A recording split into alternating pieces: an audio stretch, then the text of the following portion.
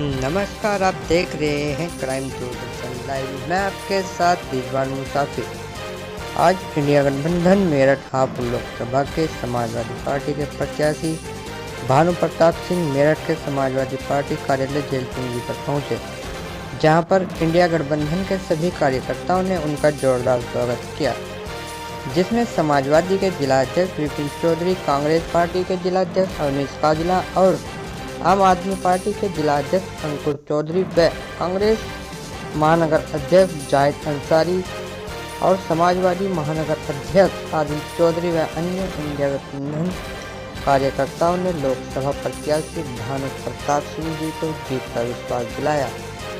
और उसके बाद मेरठ हापुड़ लोकसभा प्रत्याशी भानु प्रताप सिंह ने जीत के बाद विकास कार्यों पर प्रकाश डालते हुए जो कार्य भाजपा सरकार नहीं कर पाई है वह करने का वादा किया। जो भी वादे किए, आइए जानते हैं उनसे और बने रहे आप क्राइम दूरदर्शन लाइव में रिजवान मुसाफिर की खास रिपोर्ट के साथ। मेरठ में देखा जा रहा है कि आपके नाम पे विरोध भी हो रहा है। पार्टी के जो वरिष्ठ नेता हैं, देखिए, आपका ये जो कहना है कि पार्टी के वरिष्ठ नेता या और भी लोग विरोध में हैं, ये बिल्कुल झूठ है। मेरे विरोध में पार्टी का एक भी व्यक्ति नहीं। ये प्रचार जितना भी है, ये विरोधी दल का प्रचार है, विपक्ष का प्रचार है और कुछ नहीं।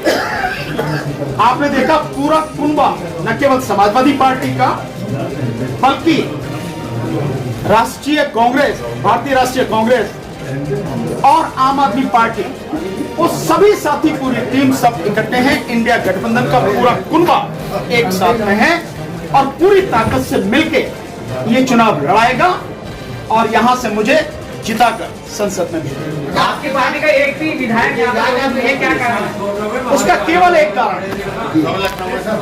अब मैं बताऊं क्या, मैं इससे ज्यादा और क्या बोल रहा हूं?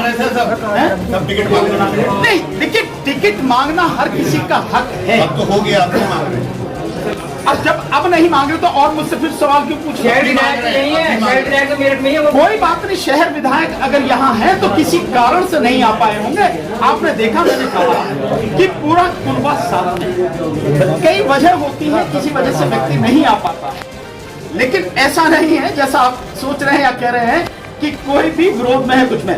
आप अगर देखेंगे अतुल प्रधान जी का, अतुल प्रधान जी ने मीडिया को संबोधित करते हुए कहा है कि हम टिकट मांग रहे थे, लेकिन माननीय राष्ट्रीय अध्यक्ष जी ने भानु प्रताप सिंह जी का जो ईवीएम की लड़ाई लड़ रहे हैं और सब उन्हें जानते हैं, उनका टिकट तय कर दिया, हम सब मिलकर लड़ाएंगे। विधायक जी इस बात को कह रहे हैं, इसके बाद और किसी बात की क्या वो? जैसे आप ईवीएम की लड़ाई लड़ रहे हैं और फिर ईवीएम के चुनाव लड़ रहे हैं, उसमें क्या कहना है आप? अब बताओ कैसे करूं? आप भी पूछ रहे हैं, एक एक करके पूछो सवाल। पहले आप पूछो। जैसे आप ईवीएम की लड़ाई लड़ रहे हैं कॉन्फिडेंस से और ईवीएम से ही फिर चुनाव लड़ रहे हैं, हाँ, तो इसमें दिक्कत क्या है? ईवीएम की लड़ाई अब और भी मजबूती के साथ लड़ी जाएगी, मुखर होकर लड़ी जाएगी।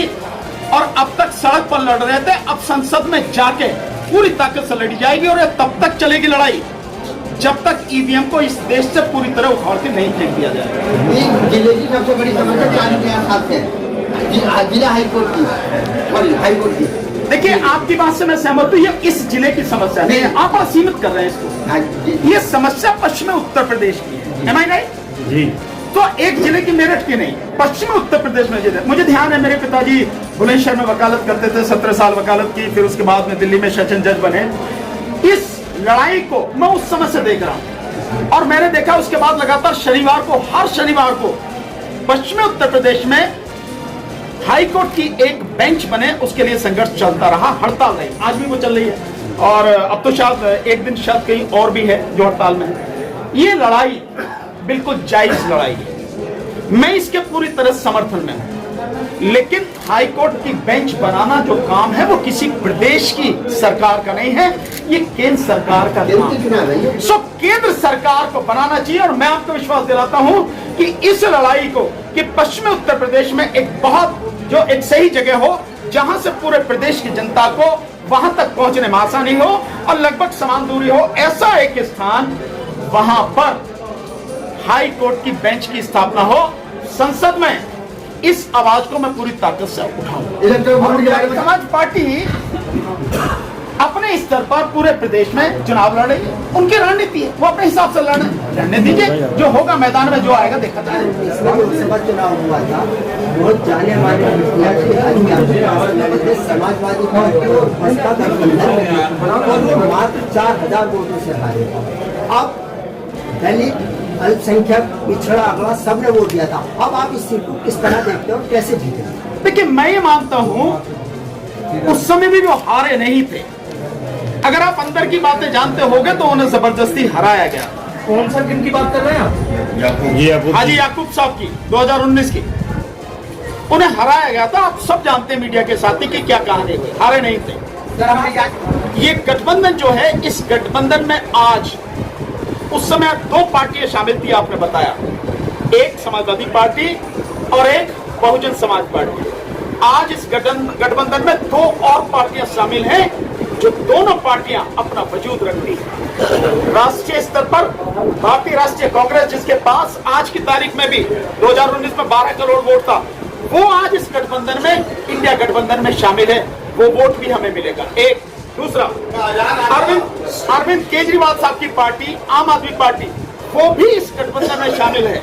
और दूसरा, मैं मानता हूं कि जो संघर्ष हम लगातार करते रहे हैं पिछले 5-7 साल से, और जिसकी वजह से आज मुझे ये जिम्मेदारी माननीय अखिलेश यादव जी ने दी है, सो मेरा वो संघर्ष जो है वो भी कहीं ना कहीं इसमें महत्वपूर्ण सहयोग करेगा।